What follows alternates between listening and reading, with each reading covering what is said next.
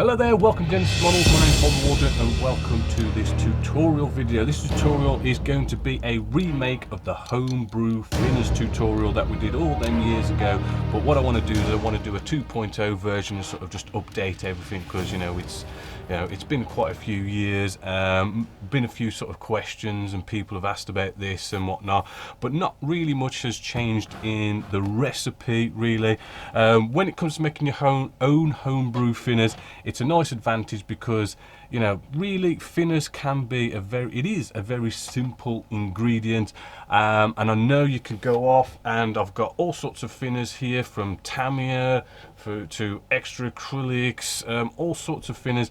They can be quite expensive. You can be getting like 200 300 mils and you could be paying maybe £6-7 for it, and it can get a bit expensive. And the thing is, the reason why I like to do my own homebrew thinners, I mean, yes, the first one is cheapness, right? The main ingredient and your main cost here is going to be isopropyl alcohol, which is basically IPA. I normally get the 99.9% IPA, and you can pay, I know I just checked on eBay, and for £7 I managed to find a 1 litre tub, which I did have around here somewhere, which has disappeared, but I had a 1 litre tub for £7. And the thing is, because you mix it with water and you dilute it down, right, as you can imagine, 1 litre can turn into 3 litres, and you've got 3 litres worth of thinners for like £7, right? As I say,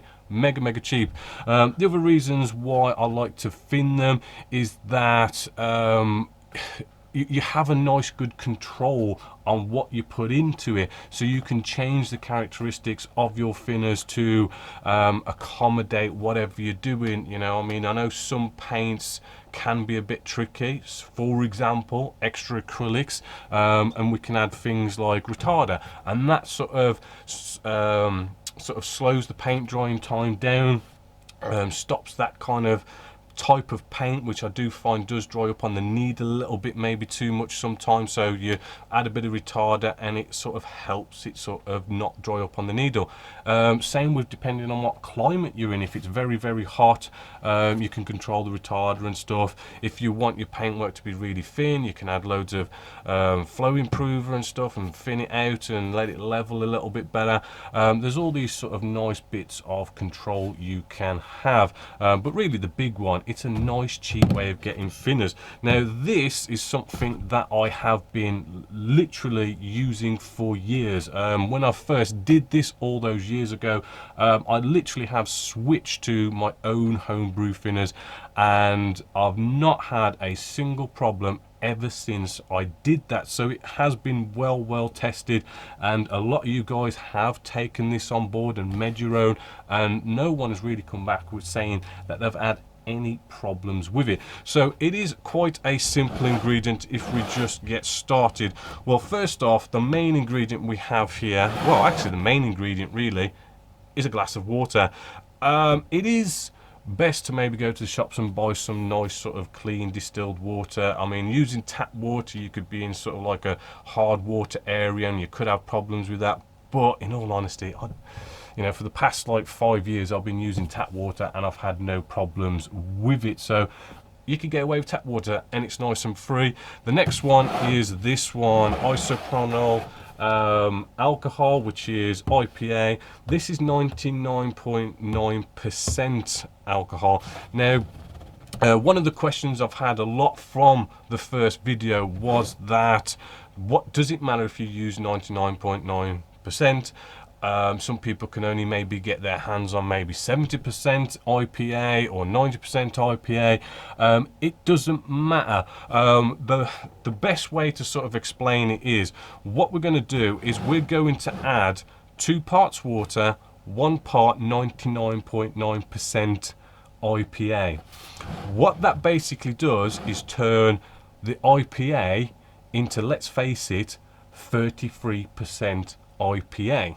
Is what it basically does. So if you're using like 70% IPA, okay, you got to do a bit of maths and work out how much water you've got to add, so you end up with basically 33% IPA, and that's how you sort of work it out. So if you do have something like 70% IPA, you know, just work it out and just get it down to basically 33% IPA. So what we're going to do, I've got like a nice little pot here. This is like an old Vallejo pot that let's get this out of the way, that I've sort of used up, and I'm just sort of recycling it. And what we want to do is add about, shall we say, 2 parts water to this. Now we can use a pipette, and we can sort of, this is a 200 ml pot, so you know, we kind of add the mils in there to get that to 2 parts. With this, I have found it's not an exact science. I just eyeball it, to be honest with you. It's around about 2 parts water, 2 parts IPA, and you get there around about, it's not an exact science. It doesn't really matter if you're a couple of mil off or whatever, around about that. So I'm going to just get this up to that. So there's 2 parts water. I do like to, you know, as a little bit of a reference, I kind of make a little bit of a marker on here, just for future reference. When you want to refill and make a new lot, you can just, there you go, there's your water, boom. Now what we want to do now is add the IPA basically up to the rest of the way, but you want to leave a little bit at the top for our flow improver and our retarder. So I'm going to try and get all this poured into here. So I know I've got my 1 part IPA in there after a bit of spillage, as you can see. So 2 parts water, 1 part IPA, basically bringing the IPA down to about 33% IPA, nicely diluted down. Quick one, just a quick one. I know we're in a pandemic at the moment, and you know, IPA is a cleaning product, so there are a bunch of profiteers out there who will try and sell you this stuff for an extortion amount of price, right? Just remember, I've searched around, and about £7–10 for a litre of IPA should be a nice price to buy. Don't go buying anything more than that. Search around. I found it on eBay, nice and simple. Now at this point, right, this is a good thinner. We can thin pretty much any water-based, acrylic-based type paint down as it stands now. Absolutely fine. But this is where we kind of have our control. This is where we get to decide how we want the characteristics to be, to help us with our airbrushing and even paint brushing as well. This is good for like thinning down your paints as well, if you want to do that. First one we have here, we have some Flow Improver. Now this is by Winsor & Newton. If you do go out and get Flow Improver for acrylic based paints, which is a different manufacturer, you might want to do a bit of testing first, but Winsor & Newton, for the years and years I've been using this, and it's been absolutely fine. Now these are around about maybe £6 or £7 to go out and buy one of these. I know it's a bit expensive, but for this 200 ml pot here, all we're going to do is we're just going to get a pipette, and we're just going to suck up about 3 ml of this. Right, which we haven't quite got that to about 3 ml, but there's 2 ml. Right, and then we're going to get another ml, which is about there, and there we go. We've got 3 ml of Flow Improver in there. This is kind of like just like a standard thing that I use, but you can use a little bit more. It does say, if you read the bottle, that you can use something like only sort of use about 10% of this for whatever you're mixing up. And we've got a 200 mils here, so you know, we could put like 20 mils of this in if you really wanted to. Any more than that, and I do believe it just stops things drying and it messes it up. You don't want to go too far with it, but you can really put quite a bit in here if you wanted to.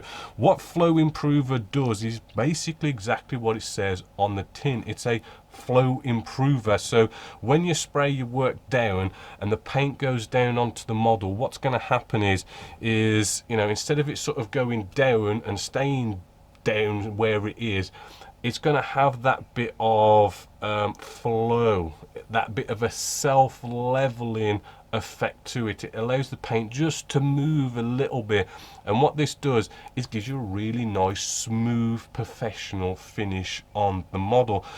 So although I'm saying like what 3 ml for a 200 ml bottle, you could add more if you wanted to get more of a sort of flow to it, but I do believe the more you add of this, the more it takes the paint to dry right? So you've got more drying times, more curing time. So you know, there is a disadvantage to it, but you know, if you want to have a bit more sort of self-leveling and get a really nice smooth professional finish, or maybe certain paints maybe not kind of gives you that sort of smooth finish, so maybe certain paints you might want to add a bit more flow improver, but that's basically what that one does.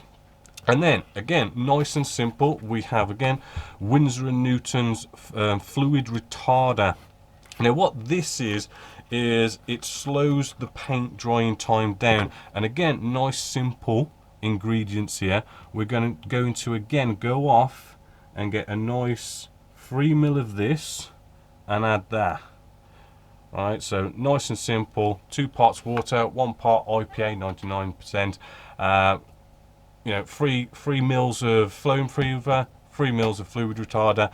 And what fluid retarder does is it slows the paint drying time down, so it helps that when you are sort of spraying maybe certain paints, like I've already mentioned, extra acrylics, they can dry up on the needle. The retarder is going to slow that paint drying time down, so we're not going to have like bits of crud and dried up paint start building up on your end of your needle and you have to keep cleaning your end of your needle and everything. It's just going to slow that down, right? Not only that, it's good for you know, again, as I said already before, if you're in a hot climate, again, things are going to dry up on your needle a lot quicker, and it just helps sort of slow that sort of drying time down.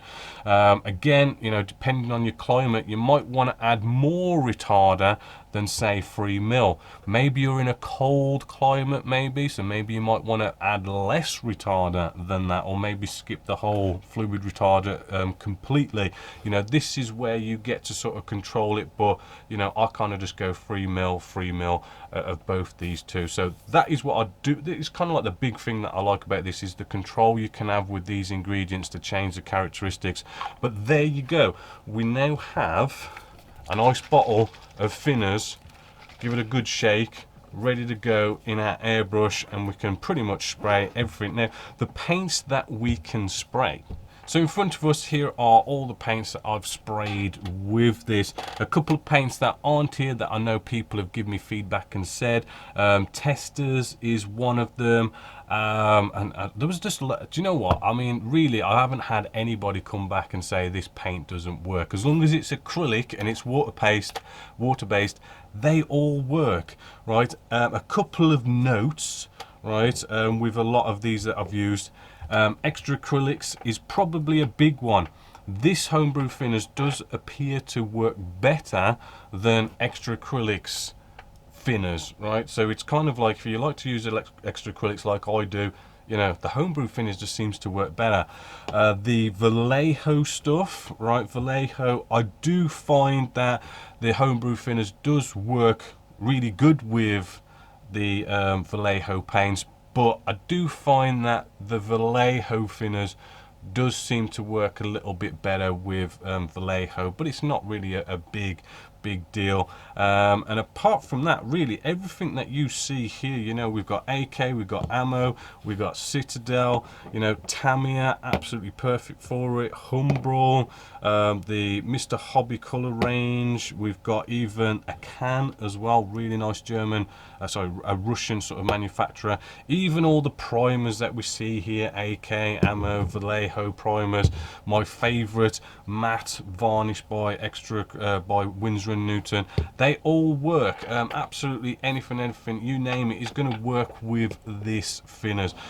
So hopefully you've sort of enjoyed that. Hopefully you're going to give it a test and try it out yourself, because I know so many people have and they haven't turned back as well. It's going to save you an absolute ton of money. It's going to help you control as well. This is where we sort of get into the intermediate advanced airbrushing here, is controlling how you want your paint to be sprayed out and have those characteristics that you want, by being able to control the flow improver, the retarder, and all these kind of aspects, right? And if you kind of play around with it, you might find that certain sort of, you know, amounts of retarder and flow improver might work even better for certain manufacturers and stuff. It takes a bit of experimenting, but what I've shown you was a nice basic ingredient that basically does everything, and I've used it for years and years and years. Hopefully you've enjoyed the remake of the homebrew thinners tutorial, but as always, until next time, my name's Boy Waldron, this is Genesis Models,